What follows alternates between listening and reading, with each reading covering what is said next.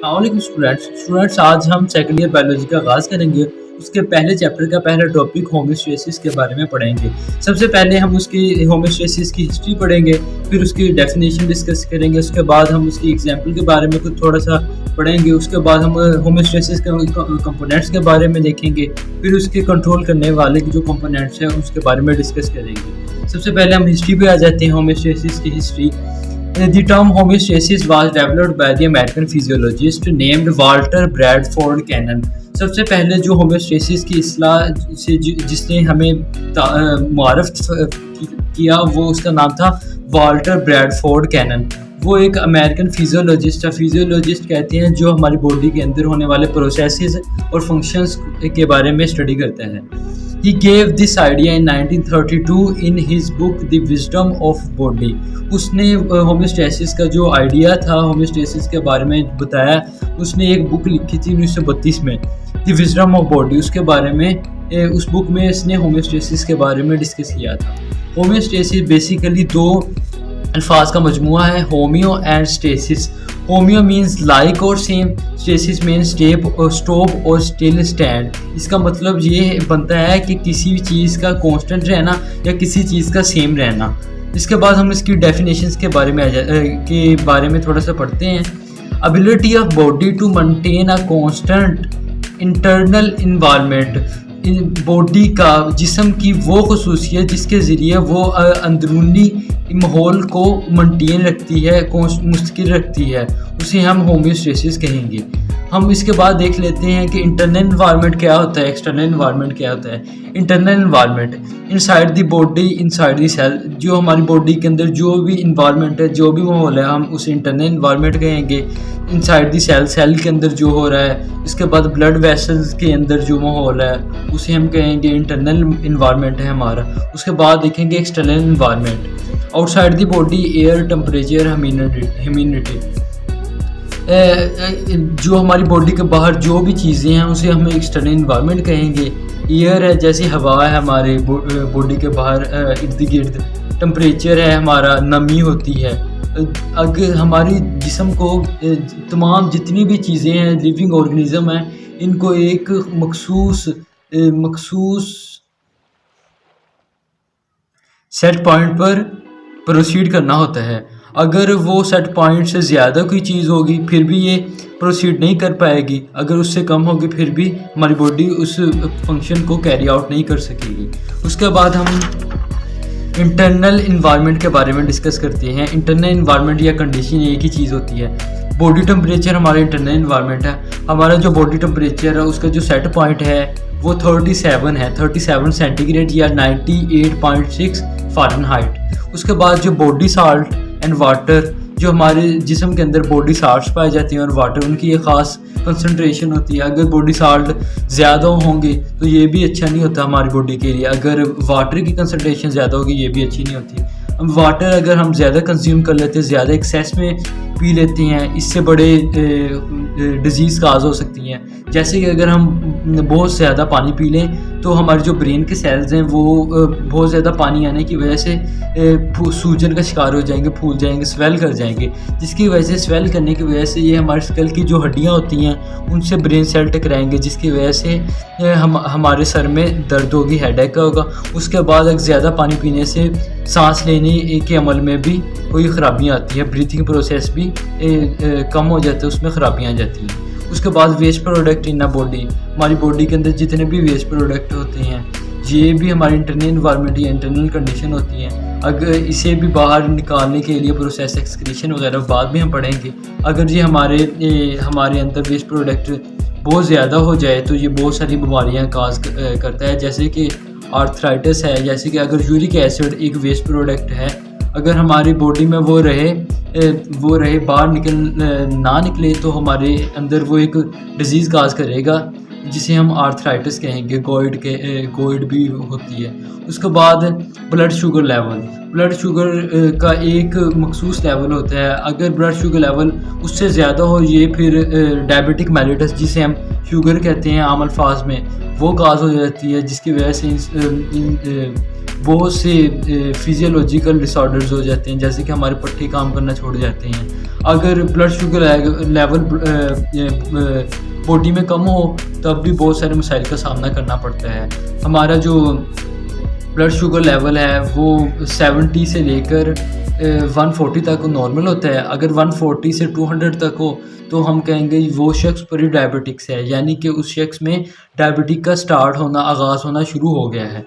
उसके बाद हम बात कर लेंगे ब्लड की पीएच। हमारे इंटरनल इन्वायरमेंट में ब्लड पीएच भी शामिल है। ब्लड की पीएच एक मखसूस होती है बॉडी में, इसकी ये मखसूस होती है पीएच, ये होती है 7.35 से लेकर 7.45 तक। अगर इससे कम होगी तो हम इस बीमारी को कहेंगे एसिडोसिस। अगर 7.45 से ज़्यादा होगी तो हम इसे कहेंगे अल्कालोसिस। ये अल्कालोसिस होती है जब हमारे मैदे में कोई एसिडिटी हो जाती है, हम बाहर से कोई इनो वगैरह जैसे कोई एक बेसिक एल्कलाई होती है, हम इसे बहुत ज़्यादा एक्सेस तादाद में अगर ले लेते हैं तो ये हमारी बॉडी की ब्लड की पीएच को चेंज कर सकती है, जिसकी वजह से हमें अल्कालोसिस एक फिनोमिना है उसका सामना करना पड़ सकता है, जिसकी वजह से हमें बहुत सी बीमारियां जैसे कि कोमा वगैरह में भी जा सकते हैं। एसिडोसिस ये भी, यानी कि जब एसिड की कंसनट्रेशन पीएच ज़्यादा हो जाती है, एसिडिक की तरफ पीएच चल जाती है, तो हम उसे एसिडोसिस कहेंगे। उसके बाद आ जाएगा एग्जाम्पल ऑफ होम्योस्टेसिस। होम्योस्टेसिस की एग्जाम्पल देखेंगे।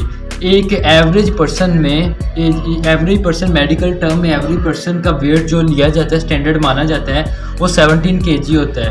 कहते हैं कि एक एवरेज पर्सन में का 60% जो उसका हजम होता है वो वाटर पर कंसिस्ट करता है, और जो 60% अब हम देखें तो वो 42 kg बनता है। 42 kg of the human is water in average person. अगर हम ये सेट पॉइंट है, ये 60% एक सेट पॉइंट है वाटर के लिए। अगर इससे ज़्यादा हो जाए फिर भी होम्योस्टेसिस के ज़रिए से सेट पॉइंट पर ले आएंगे, 60 पर प्रोसेस ले आएगा।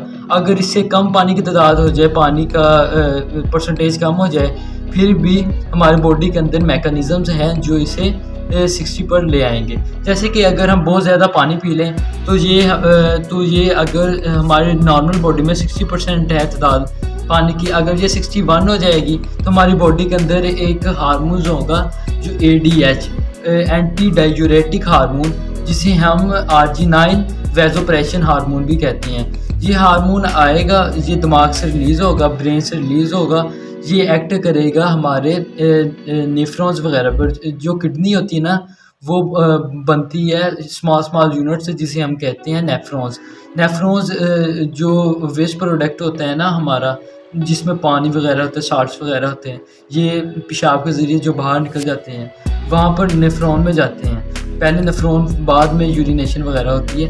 वहाँ से अगर पानी की कमी हो जाए, अगर 60% से 59% अगर पानी की कमी हो जाए तो एंटी डायूरेटिक हार्मोन या आर्जिनाइन वैसोप्रेशन ये हमारे दिमाग से बहुत ज़्यादा रिलीज़ होना शुरू हो जाएगा। इसका काम क्या होता है, ये एंटी डायूरेटिक हार्मोन हमारे नेफ्रॉन से पानी को ऑब्जॉर्व करता है। जब हमारे अंदर अगर 59% पानी हो गया, 1% की कमी होगी, तो ये हार्मोन रिलीज़ होगा, जिसकी वजह से वो पानी को ऑब्जॉर्व करेगा और दोबारा 60 पर आ जाएगा। अगर पानी की ज़्यादती होगी, पानी बहुत ज़्यादा हमने पी लिया, किसी ज़रिए से भी पानी की ज़्यादती होगी, तो हम ये एंटी डायूरेटिक हार्मोन रिलीज़ होना कम कर देगा, जिसकी वजह से एब्जॉर्प्शन ऑफ वाटर भी कम हो जाएगी। इस तरह होम्योस्टेसिस इस तमाम प्रोसेस को ऐसे मेंटेन करता है। इसके बाद हम पढ़ेंगे components of the homeostasis. Homeostasis के जो अनासर है वो कौन कौन से हैं। थर्मो रेगुलेशन है पहला, दूसरा कंपोनेंट है ऑस्मो रेगुलेशन, तीसरा है एक्सक्रीशन। थर्मो रेगुलेशन में हम देखते हैं कि थर्मो रेगुलेशन क्या है।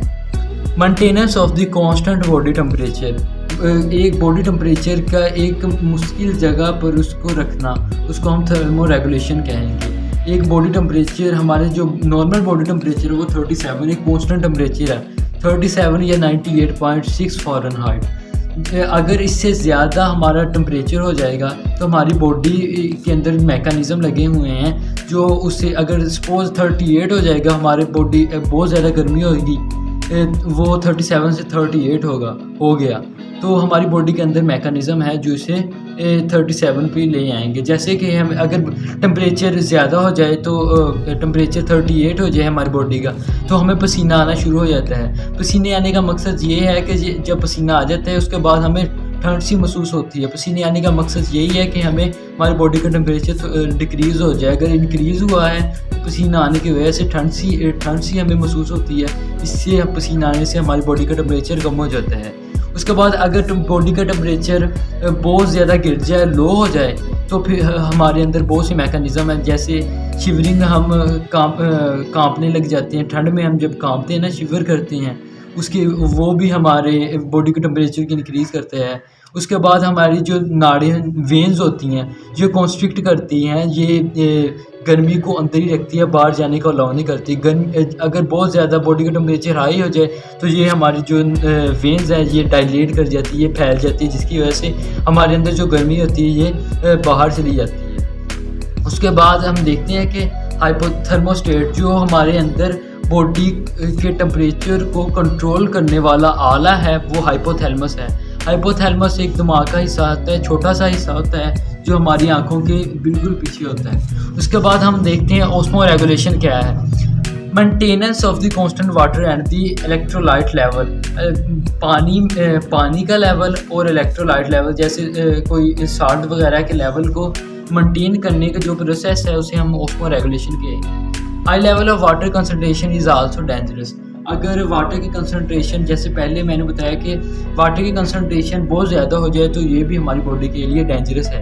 अगर बहुत ज़्यादा पानी की कंसनट्रेशन कम हो जाए ये भी डेंजरस होती है। जैसे कि अगर पानी की कंसनट्रेशन हमारी बॉडी में बहुत कम हो जाए तो हमारे अंदर डिहाइड्रेशन काज हो सकती है। उसके बाद कॉन्स्टिपेशन काज हो सकती है। अगर ये कंडीशन बहुत ज़्यादा देर तक रहे कि पानी की बहुत ज़्यादा कमी हो जाए तो आखिर में जाके मौत भी हो सकती है।